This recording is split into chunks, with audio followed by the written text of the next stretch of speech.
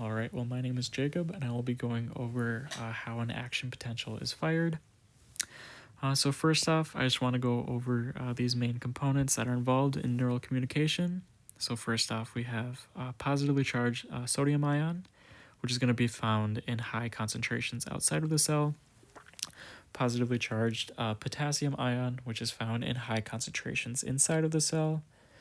The negatively charged chloride ion, which is found in high concentrations outside of the cell, but we will get to this one more a little bit later.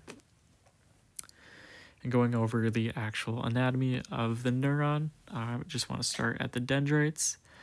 This is going to be the location where neurotransmitters are transferred to and where the actual action potential is then passed on.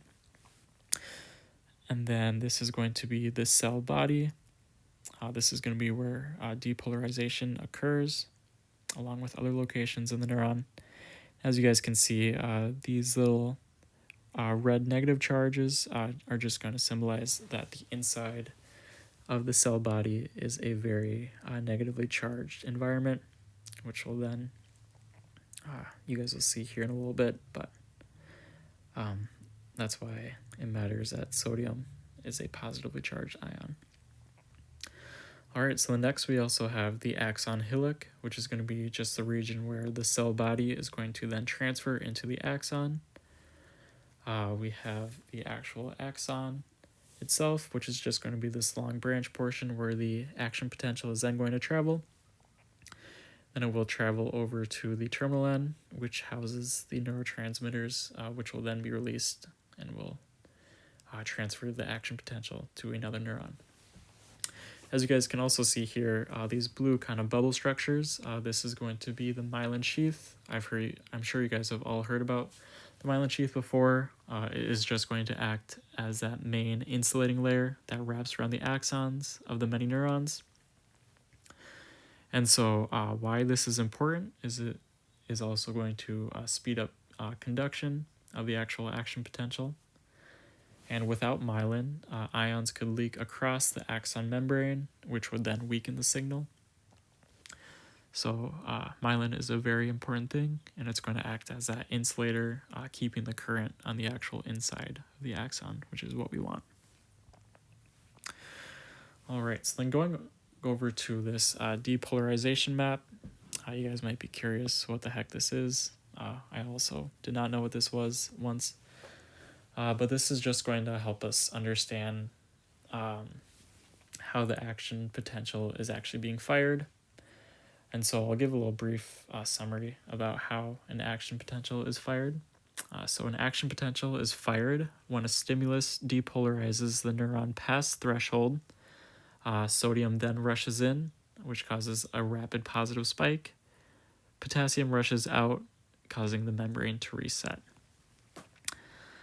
All right, so looking here at this map, we have RMP, so that's going to stand for resting membrane potential. And so this is just going to be that stable negative voltage across the cell's membrane when it is at rest or not actively transmitting signals. So when nothing is happening, no action potentials are being sent over, it's going to be a very steady voltage.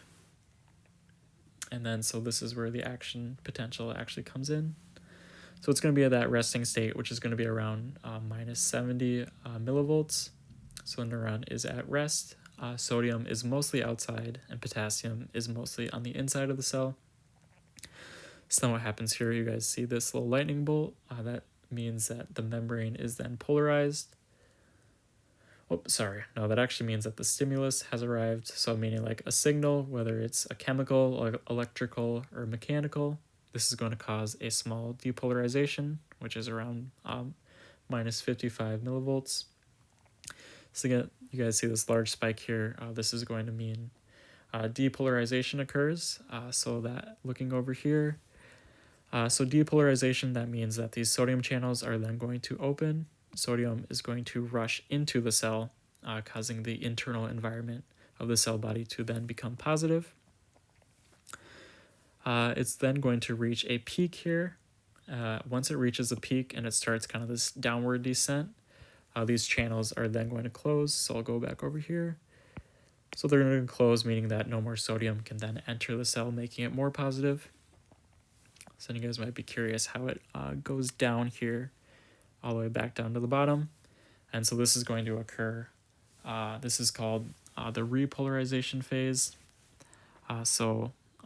Voltage gated potassium channels are then going to open, which results in potassium, which is normally on the inside, to then flow out, which will then make that internal environment more negative once again. So as you guys can see, it becomes more negative and it goes down. And then as you guys can see, it actually goes past below the resting membrane potential. And so this just occurs by, once it reaches around here, those voltage gated potassium channels are then going to slowly start to close. And as they are closing, potassium still leaks out, which then causes it to go below that resting membrane potential rate.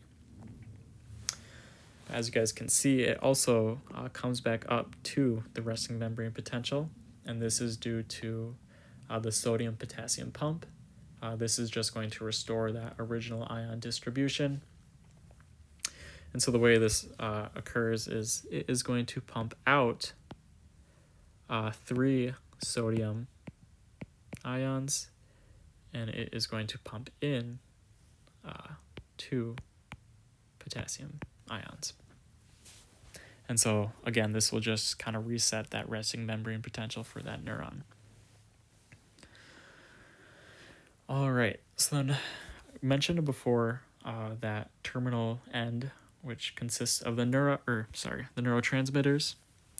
And so what actually happens is when those action potential arrive to that terminal end, this is going to cause an influx of calcium. Calcium then rushes into this terminal end, and this is going to result in these neurotransmitters in the vesicles to begin to merge with the actual membrane of the terminal end.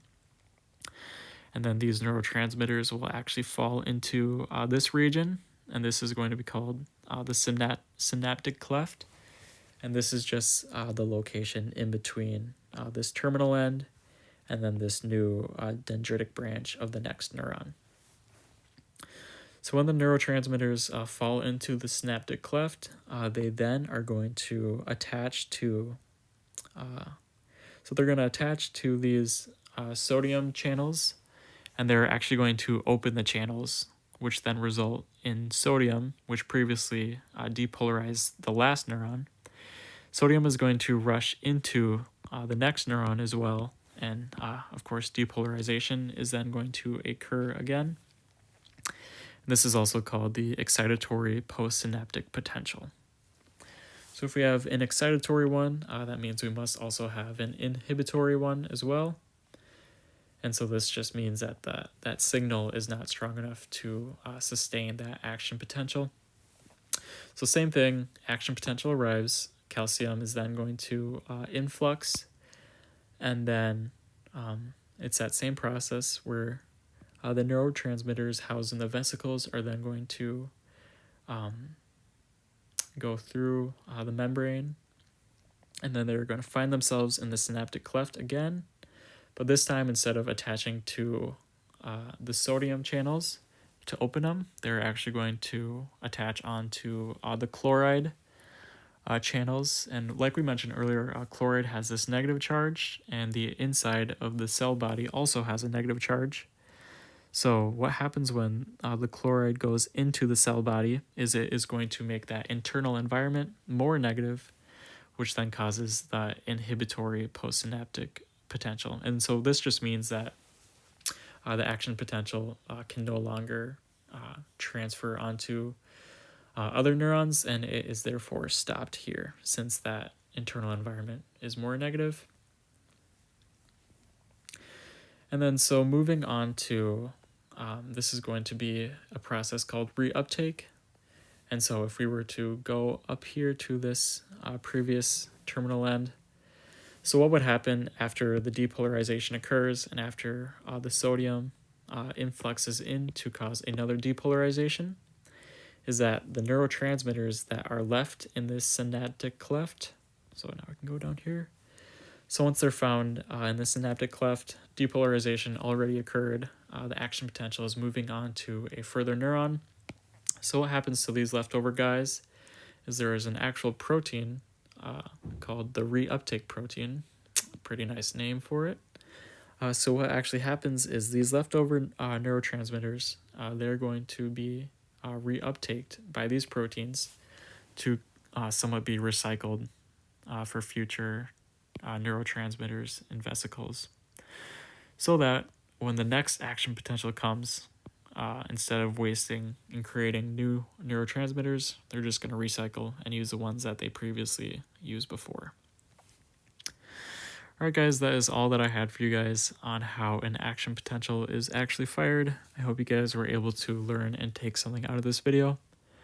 Thank you guys. We'll see you guys on the flip.